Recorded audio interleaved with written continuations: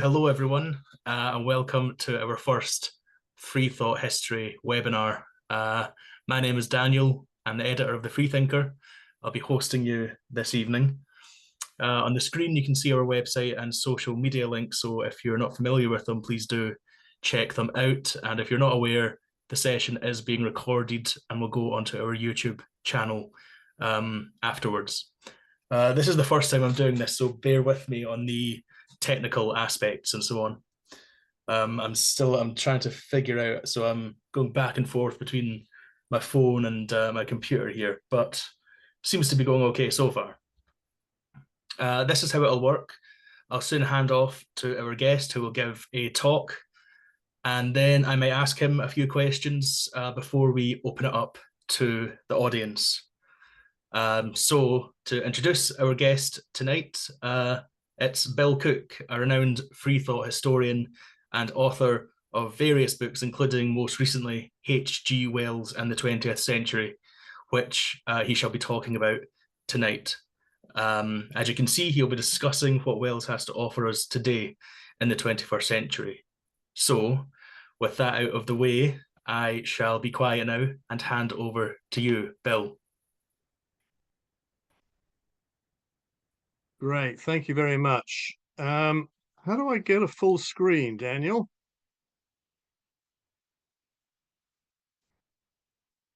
Right.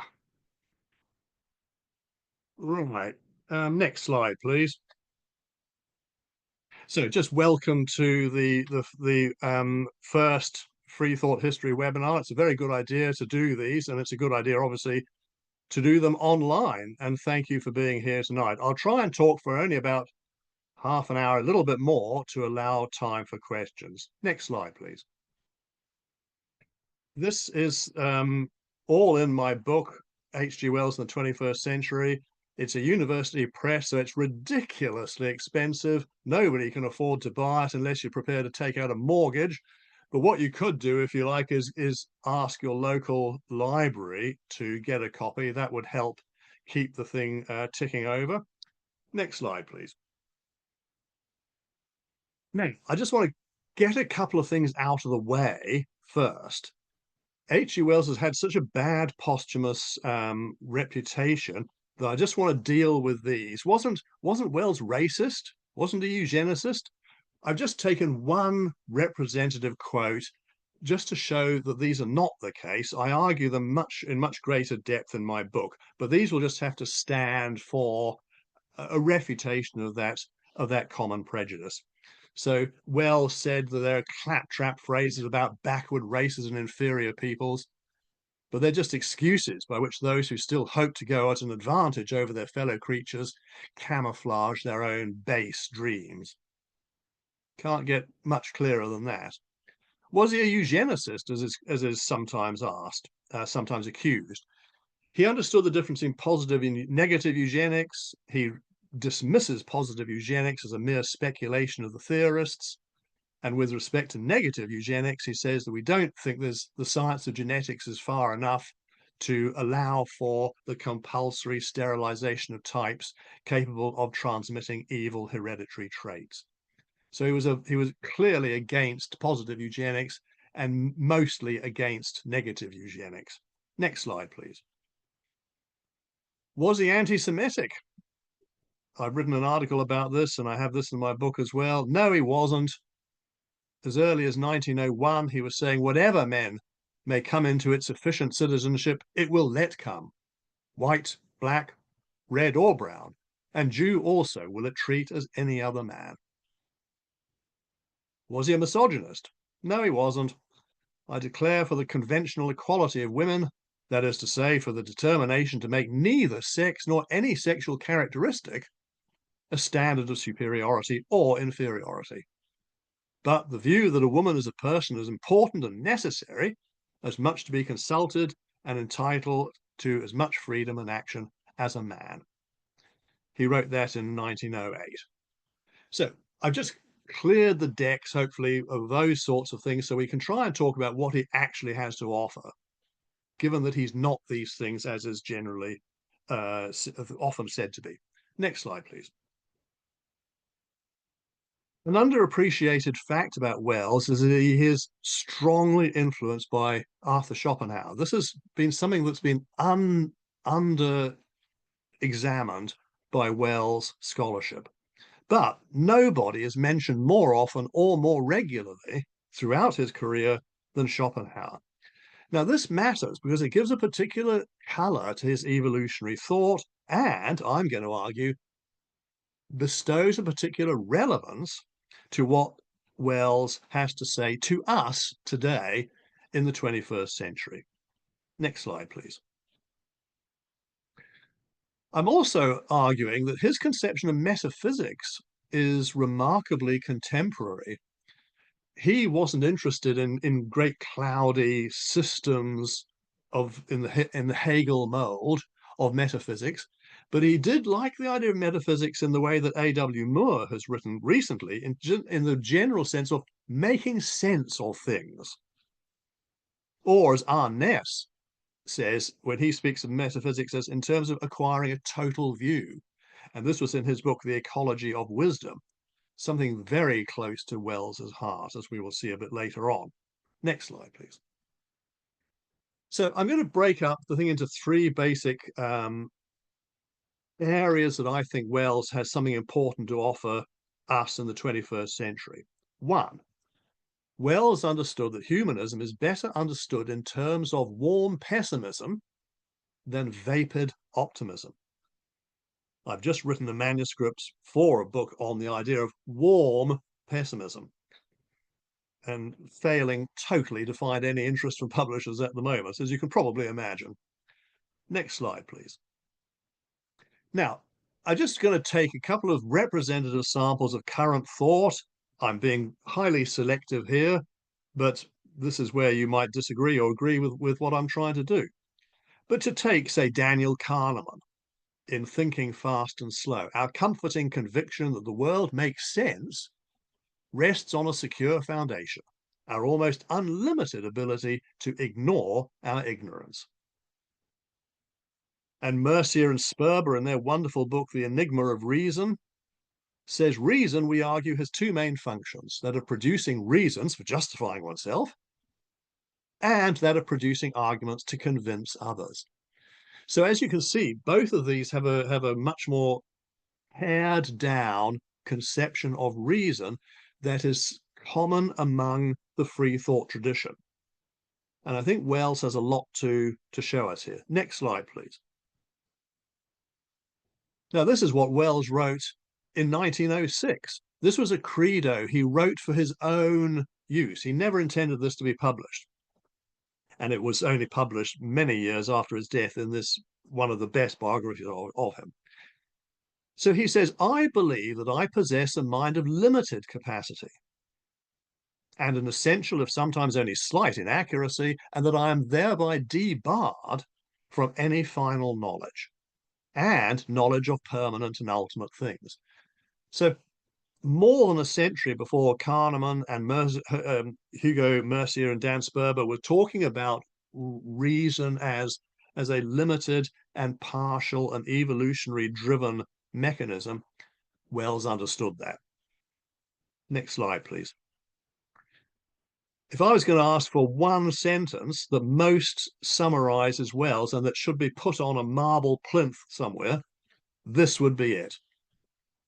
The infinite world must needs be flattened to get it on one retina. Isn't that beautiful?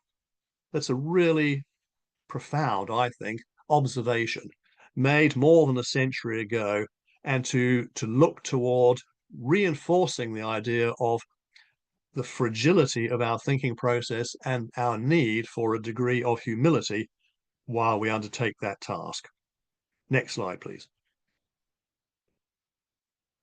Turning to current thought, again, highly selective in a different area.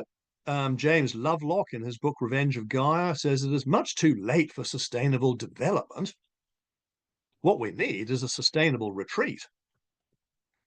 More recently, Greta Thunberg says our safety as a species is on collision course with our current system. Next slide, please. Wells understood this many, many, many decades ago. Look at this essay he wrote in 1894, when he wrote, "No, man's complacent assumption of the future is too confident. We think, because things have been easy for mankind as a whole for a generation or so, we are going on to perfect comfort and security in the future." It annoys me intensely that Wells is so often thought of as an apostle for a vapid scientism and an easy progress to a golden future. He never was. Never. Look at the next quote from toward the end of his career. "Mankind has to be debunked.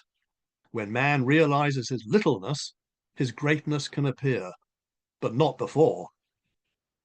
So from the beginning of his career to the end of it, Wells understood our role in nature and the danger of hubris in a way that I think is remarkably resonant with what needs to be said and understood in the 21st century.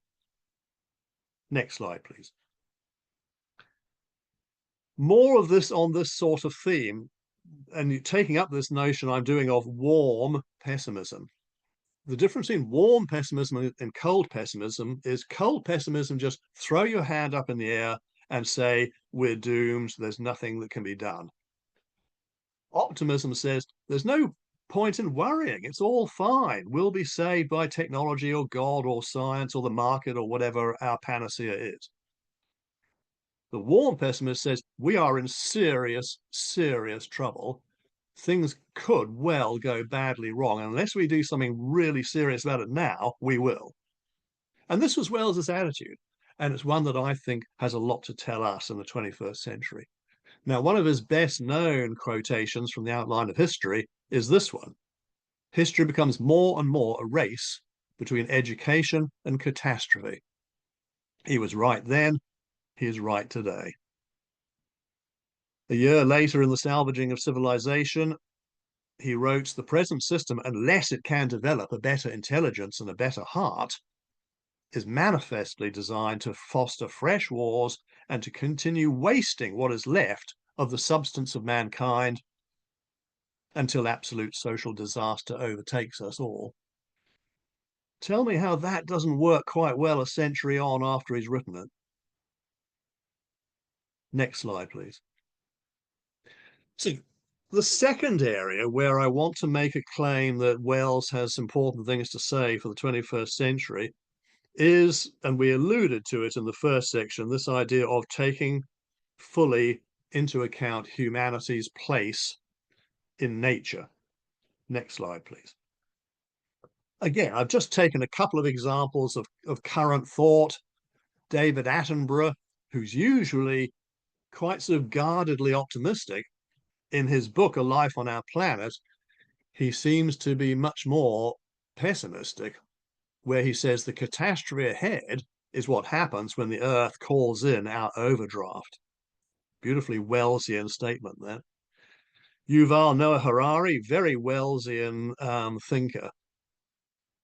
And this, Wells could have said, and said virtually the same sort of thing many, many times.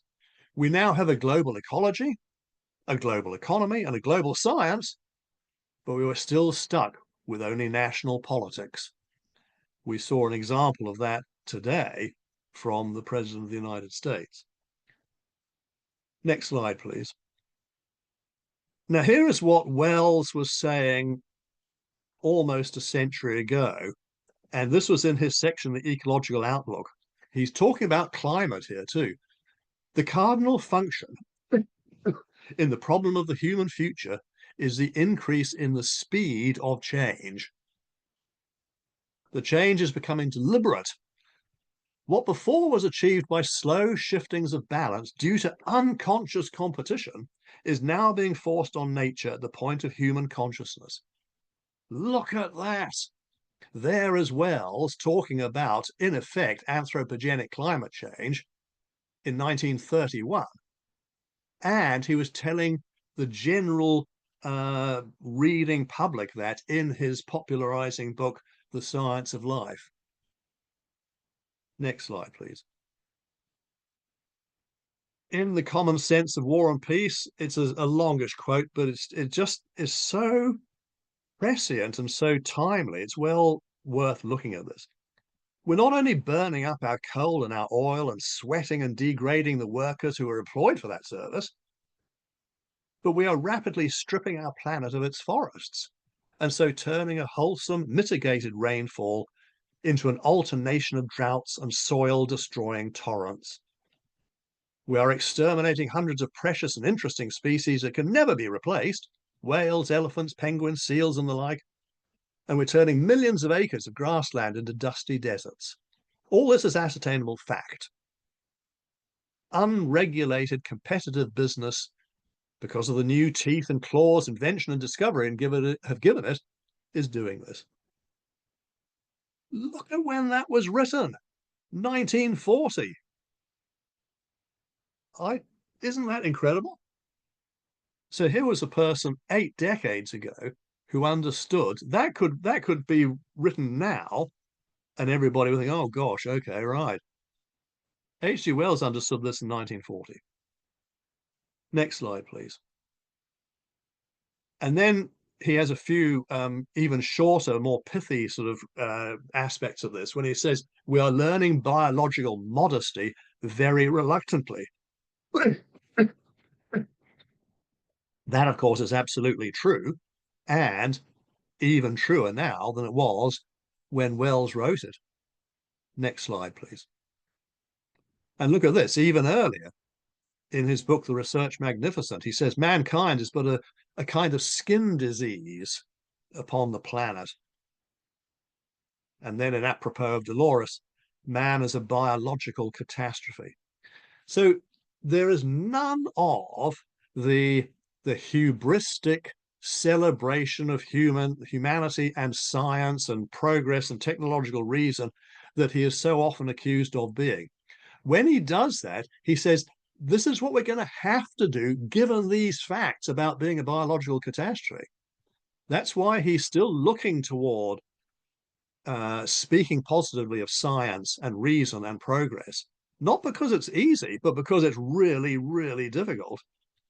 That's an important point to understand about Wells, I think, and what makes him so relevant and valid, I think, for the 21st century. Next slide, please.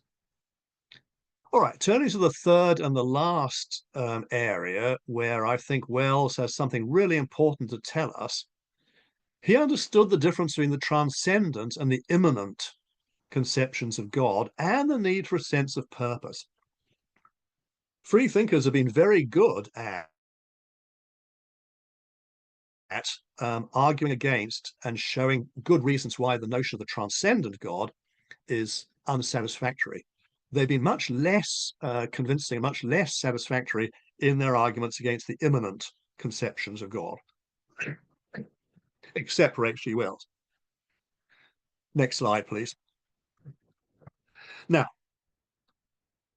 I'm not doing current thought here so much as listing a series of theologians and philosophers of religion who have thought in terms of the immanent God. The best known, perhaps, is Martin Buber's I and Thou. But going back to Rabindranath Tagore, Bishop Robinson, and more recently Anthony Freeman and Peter Sloterdijk, this is a strand of theological thinking that is not addressed as well as it could be by free thinkers.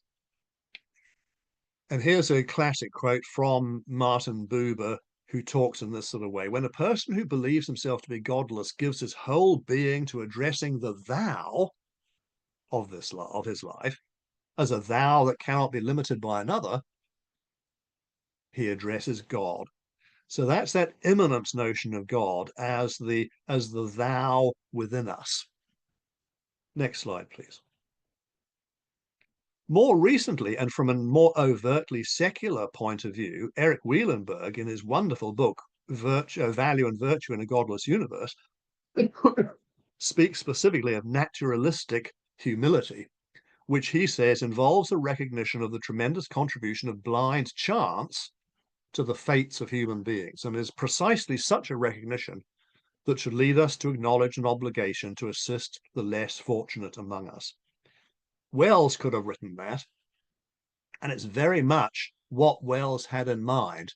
Naturalistic humility, given the understanding of humanity as a skin disease upon the planet, and each individual as one representative sample of this skin disease and how it's going to impact on the planet generally.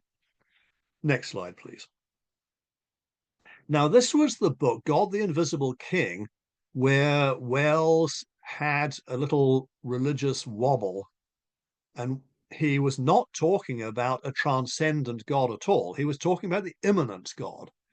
What's interesting about this is that Wells was his most anthropocentric when he was most religious.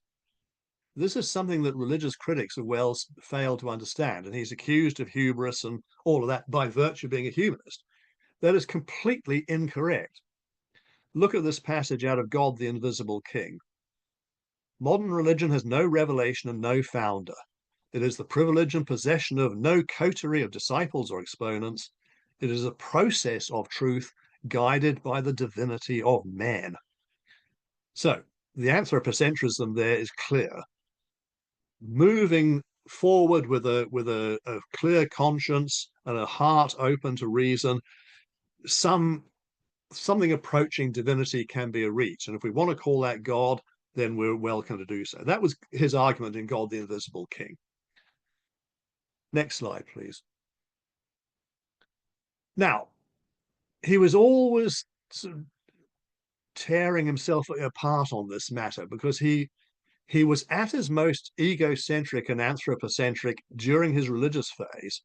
But going back to his credo that he wrote in 1906, he says, I am disposed to believe that I do believe that my ego is, as it were, derived from my species and detached from it,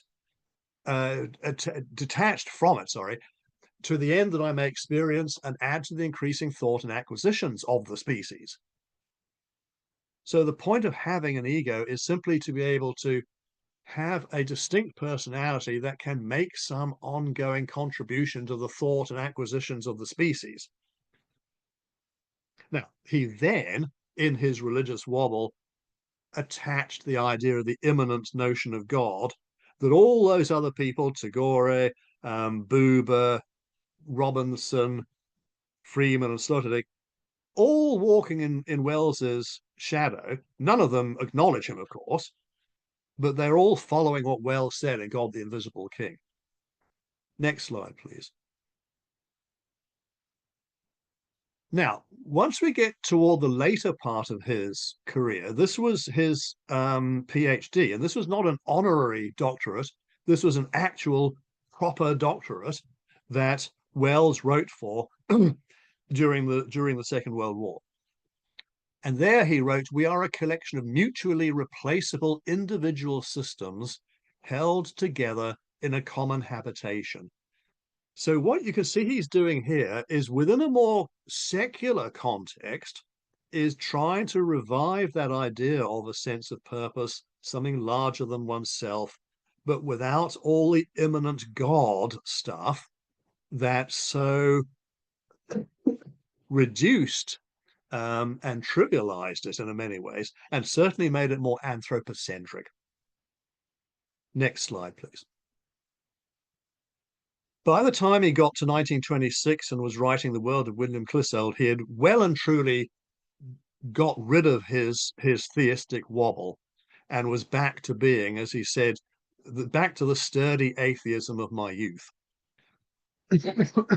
Because he's remembering the role of ego and the way that it does not play a role that's always helpful.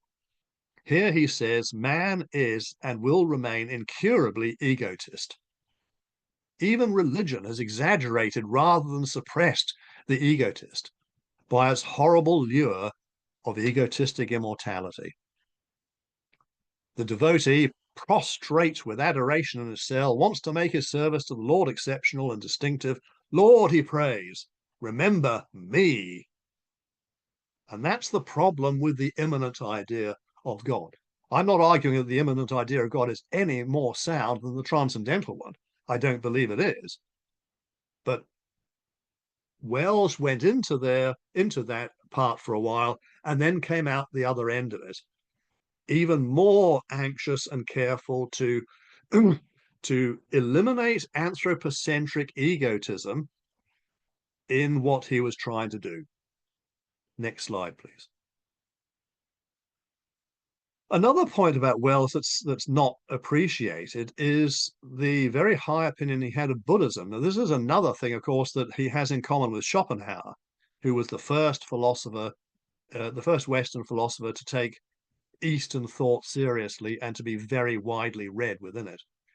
So in his book, The Outline of History, the best-selling historical work of the 20th century, Wells says the teaching of history, as we are unfolding it in this book, is strictly in accordance with the teaching of the Buddha. There is, as we are seeing, no social order, no security, no peace or happiness, no righteous leadership or kingship, unless men lose themselves in something greater than themselves. To forget oneself in greater interests is to escape from a prison. Why was Wells so beloved by at least two generations of people? It's because he gave them a sense of purpose and a sense of understanding their role and how they could live a life without supernatural pretensions, without the egotism of religion, where one presumes for oneself to clutter up some space in heaven as a result of believing the right things. He still gives people a sense of purpose, which is something that free thinkers, I think, particularly in the 21st century, where so many of us feel lost and without one, is another area that Wells, I think, has pointed in a direction that's useful. It doesn't have to be the same direction that he is pointing to, but the fact that he's seeing that need, I think, is valuable. Next slide, please. Now, he also, of course, had some wonderfully quotable observations like this, where he said a dead religion is like a dead cat. The stiffer and more rotten it is, the better it is as a missile weapon. So that's another reason why people loved Wells. He was eminently quotable. Next slide, please. Again, in William Clissold, he's seriously atheistic by this stage. He has rejected the transcendental and the immanent conceptions of God, but he's still just holding out a candle for this idea of purpose. So he says, we realize the complete indifference of the universe to us and our behavior. We know we are exposed and unprotected. Next slide, please. This was as close as he got to a sort of a final notion of what he believed and how he believed it. He called it stoical agnosticism, which he says is the only possible religion for sane adults. Accept and endure what happens to you from within just as much as from without. Do what is right in your own eyes, for there is no other guide. Go on. That is serious. That's proper Schopenhauer. That very Schopenhauerian. Next slide, please. And this quotation, which I've always particularly loved, where he says, "The life to which I belong uses me and will pass beyond me, and I am content." So there's that sense of being justly modest about one's ability to employ reason, be fully aware of the tricks we play ourselves, our ability to deceive ourselves, and to have a higher opinion of reason than we really should have. And yet, this is not to do some postmodernist thing and deny reason or say that it's unimportant. It's even more important because it's so fragile. That was the point that Wells understood. And then from that, to have this notion of naturalistic humility, while also being able to retain, within a totally atheistic context, a sense of purpose. Next slide, please. So, to finish, what I'm saying Wells offers us in the 21st century are these things. An idea that humanism is better understood in terms of warm pessimism than of vapid optimism. 2, that contemporary humanism needs to take fully into account, as Wells did, our utter reliance on the natural world. And 3, free thinkers need to understand, as Wells did, the difference between the transcendent and the immanent conceptions of God and the value in instilling a sense of purpose. Next slide, please. So thank you very much. That's just a brief romp through what I think Wells has to offer us in the 21st century. And I've mentioned nothing about the fact that he's so wonderfully readable. And I mentioned warm pessimism. I've not, had to inevitably not mention he's also an incredible laugh. There's so much humor in Wells, which is an essential prerequisite to warm pessimism, I would say. But to try and keep it in a way that's relevant in a free thought history webinar, those seem to me the three main areas where Wells can make a contribution. So thank you very much for listening.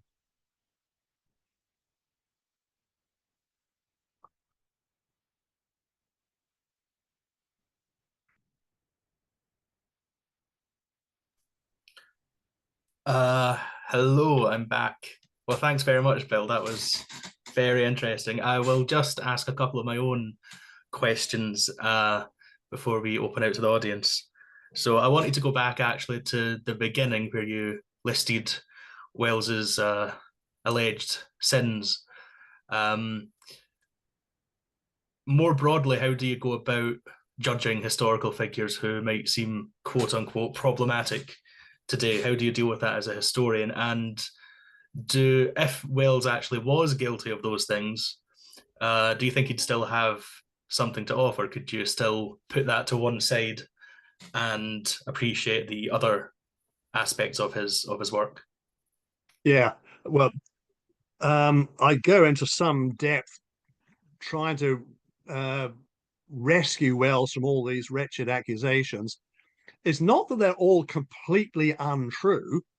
There was with eugenics, for instance, he did support positive and negative eugenics for about a year in 1901, and then he got rid of positive eugenics, and it was a longer process of eradication of negative eugenics that took him another 20 odd years. So, and clearly, yes, I think that people should be given a bit of slack.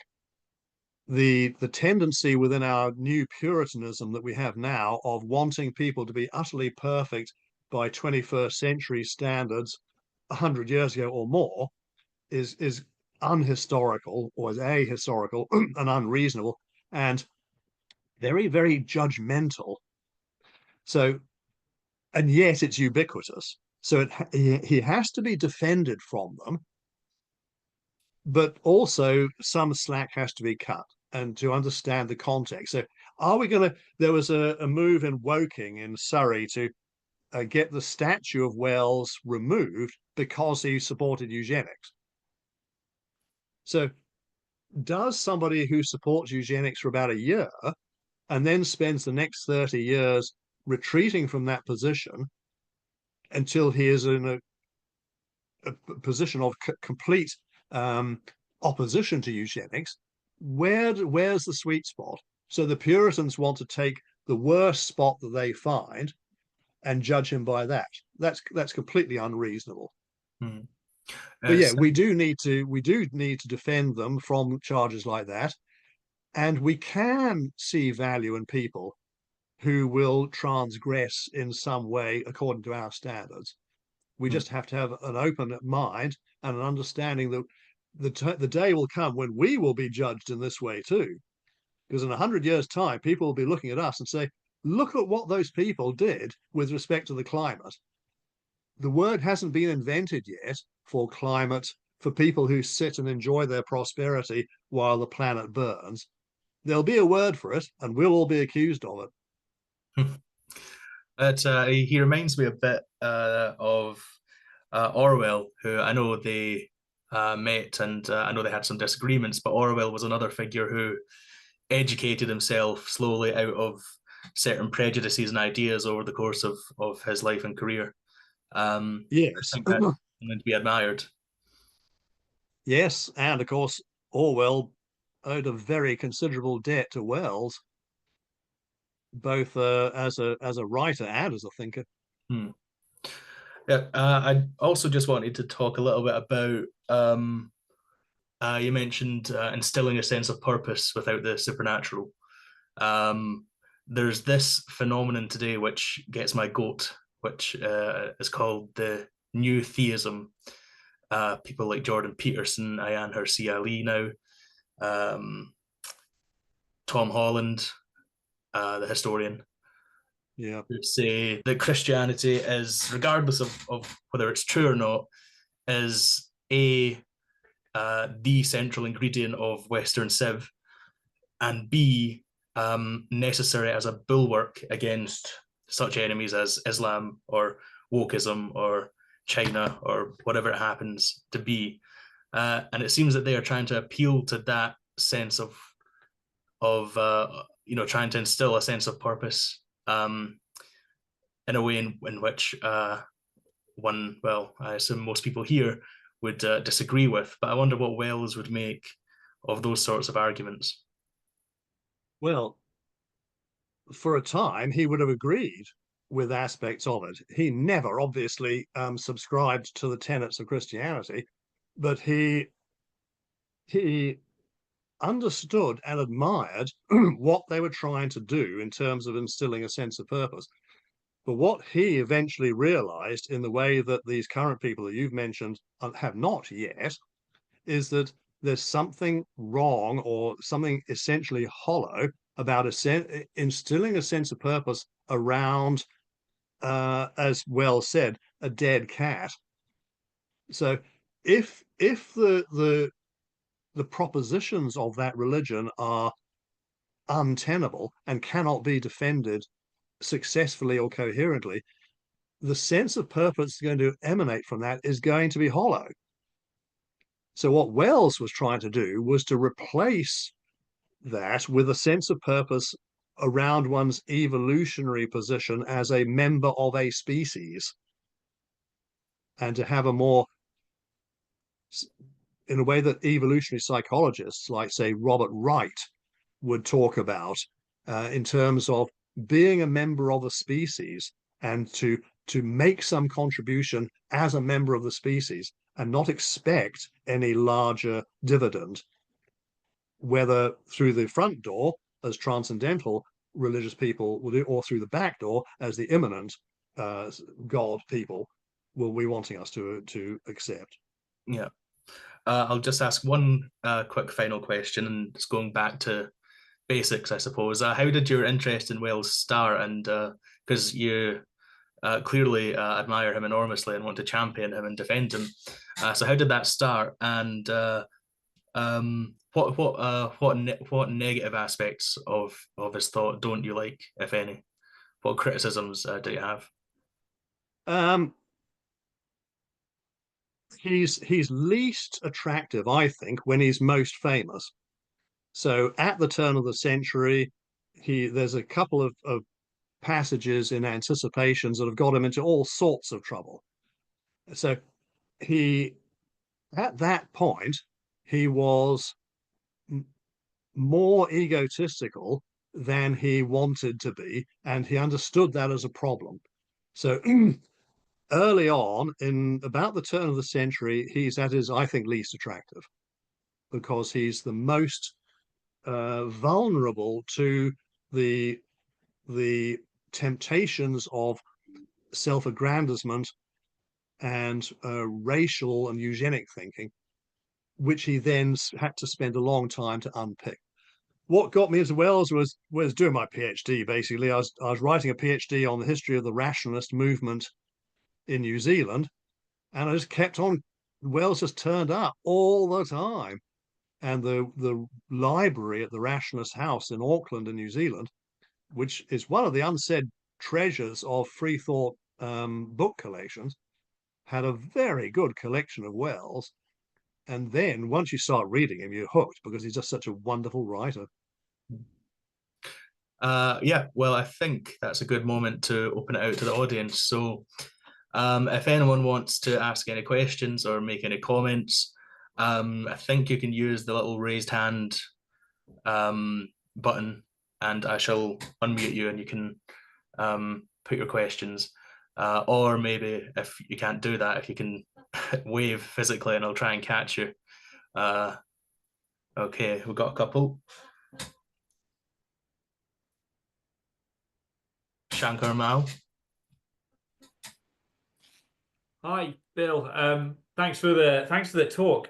So I think quite a few times you mentioned how, a lot of H.G. Wells's views were very prescient and sort of, almost quite contemporary. And obviously those were made, 80 plus years ago. So do you think he'd be disappointed in us in the lack of progress that we've made in those areas that he was concerned with? Yes. Yep. I mean, think about his last book, Mind at the End of Its Tether, which was basically Wells at the end of his tether. He was utterly fed up. So, and we've allowed opportunity after opportunity in terms of global governance, understanding what we need to do in the light of what the science is telling us. We've missed this time and time and time again. Yes, he would be. And with our prosperity, we seem to have used our prosperity so poorly, and we're so prepared to vote in people who will minister to our sense of entitlement. He would be profoundly depressed and disappointed by that. Yeah. Great. Move on to Nathan Alexander. Let me unmute you.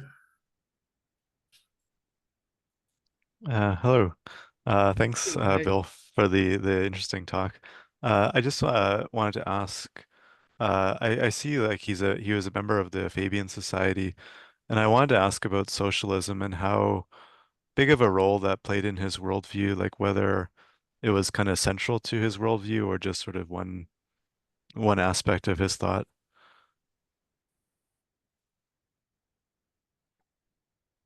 It was central, but we've just got to bear in mind that he had quite an eclectic idea of what he meant by socialism.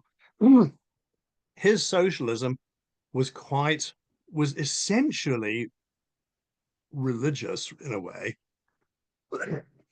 It probably had more in common with the Book of Revelation. It certainly had nothing in common with Karl Marx, who Wells couldn't stand, because where he parted company with socialists was once they became Marxists and saw an inevitable chain of history moving inexorably toward a better conclusion. That's that sort of anthropocentric optimism of Marxism that he found to be without any sort of foundation. The socialism that he had in mind was quite Fabian, although, of course, he had this famous argument with the Fabians and was temperamentally unsuited to Fabian tactics of gradual incremental change within a social democratic framework. It's what he wanted, but he was temperamentally unsuited for it. And this was one of the areas, going back to Daniel's question, where one can be so infuriated by Wells. He was a visionary. He wasn't a practical minded thinker. So his socialism needs to be understood in visionary terms, almost in terms of trying to find the way to provide that sense of purpose with the, as he said, the open conspiracy. Socialism became for him an open conspiracy. What we now talk about is the 99%. Several people have seen this link between the 99% movement we have now and the sort of mass, popular, educated, activist commitment to something greater. So his form of socialism satisfied nobody really, because he could never articulate it in a way, particularly in the 1930s, when the Soviet Union stood high in people's estimations. Wells, who had been to Russia 3 times, twice under the Soviets, had a far better understanding and didn't make the mistake that the Webbs made or George Bernard Shaw of being a lickspittle for Moscow. He understood what was wrong with the Soviet Union in a way that many others didn't. And of course, that's what made him unpopular and unfashionable at the time. So his socialism was not Marxist. It was not progressionist. It was not dialectical. It was essentially behavioral, even spiritual. And of course, that got nowhere for anybody. Again, it reminds me of Orwell. It seems to be coming up a lot tonight. Orwellian sort of socialism. Akash, let me.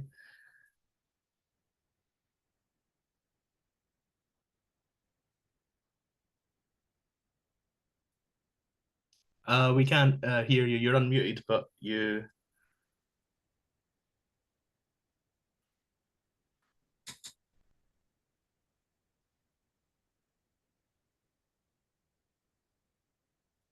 No.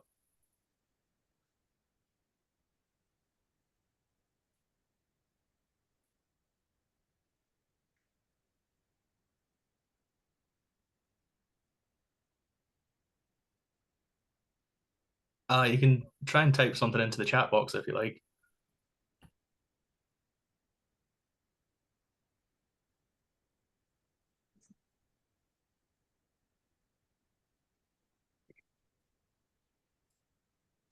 All right. Well, we'll come back to you. Just raise your hand again if you figure it out. We'll go to Maria Teresa.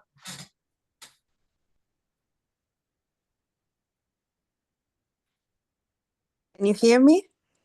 Yep. We can now, yeah. Yeah. Hi, Bill. Hi. Good day. Hello.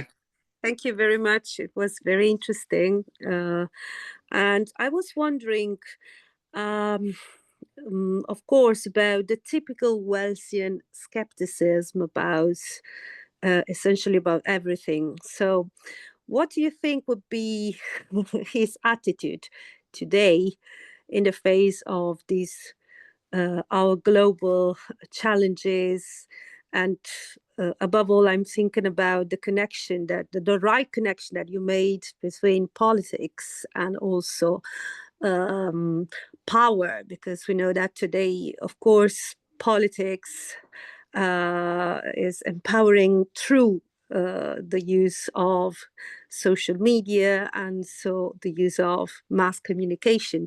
And of course, Wells also anticipated these aspects. So what do you think about this? I know that is maybe it's a big question, but yeah. So what do you think? Wells would really resonate with Greta Thunberg, I think. Yeah. And that's something in Wells's favor, and it's also probably one of the reasons, one of his weaknesses, because Greta Thunberg is appealing to our emotions and is impatient of the practical necessities of instrumental change that necessarily take a long time and require lots of people to tick boxes. And she's sort of justifiably, from her point of view, impatient with that. Wells would understand that, and he would run with that. He would like a lot of the things that Greta Thunberg has said in the climate book, particularly, are very much out of Wells's copybook. So they think remarkably similarly, and their modus operandi is quite similar, with all the weaknesses as well as the strengths that implies. It can inspire, it can bring in lots and lots of people, and Wells would be happy to use his name as a platform for generating higher levels of consciousness about these sorts of things. But he would be poor at practical organization of it. Just was not his strong point. And what would you think about Elon Musk? What do you think about Wells? Could have thought about him?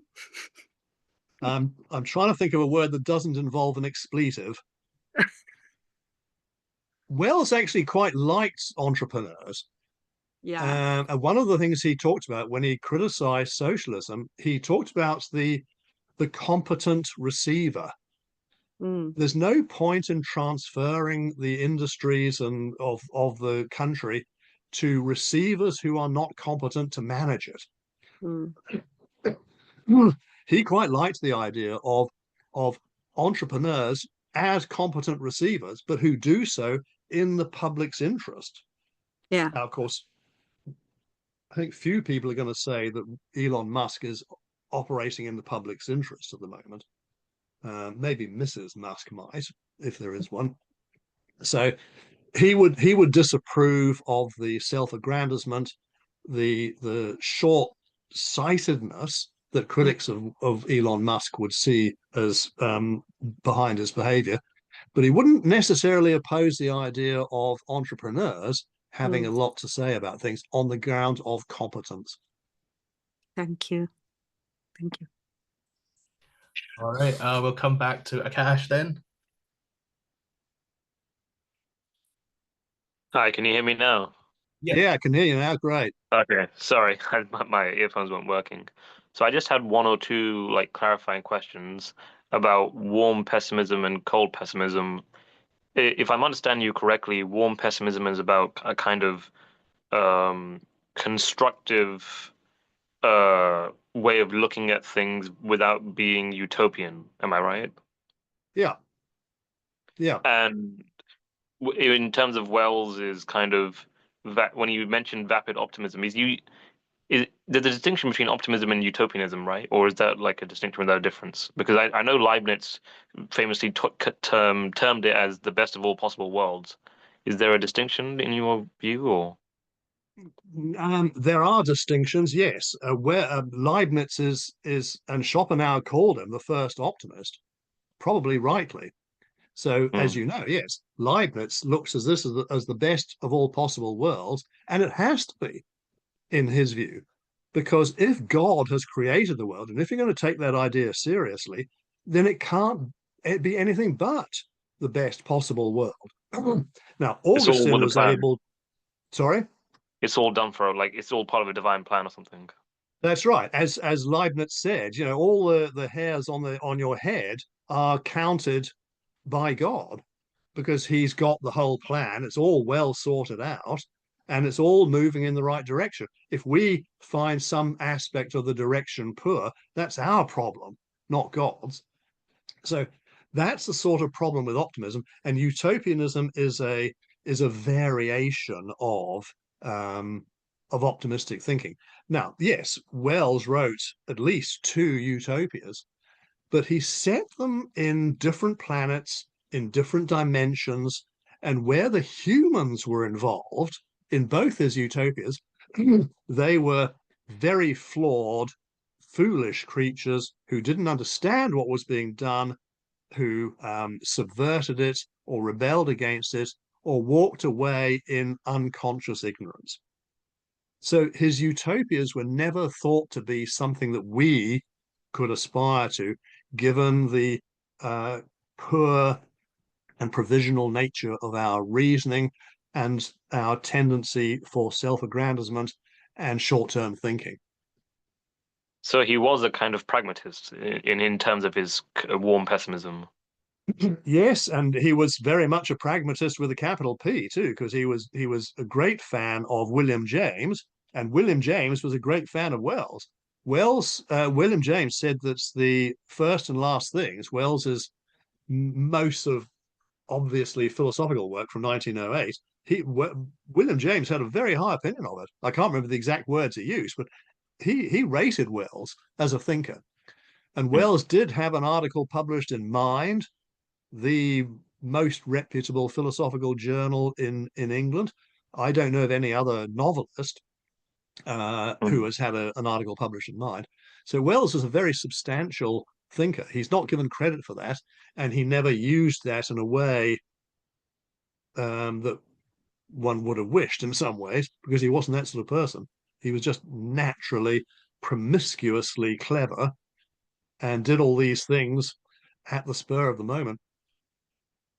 I just had one tiny follow-up question. It follows up from the previous question about Wells's conception of socialism. If I'm not mistaken, Marxism is supposed to be a kind of anti-determinist, kind of materialist analysis of history. So is it necessarily a kind of anthropogenic form of optimism, or was Wells just disenchanted with socialism in general because of his knowledge of the Soviet Union, for example, in the 30s? What's the distinction between?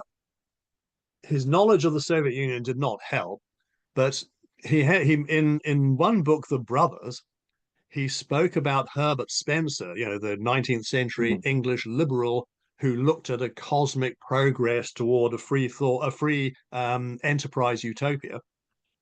And Wells thought that Marx, as he said, Marx stinks of Spencer and Spencer stinks of Marx. So they are both looking toward a cosmic progression, a dialectical progression in history to their preferred future.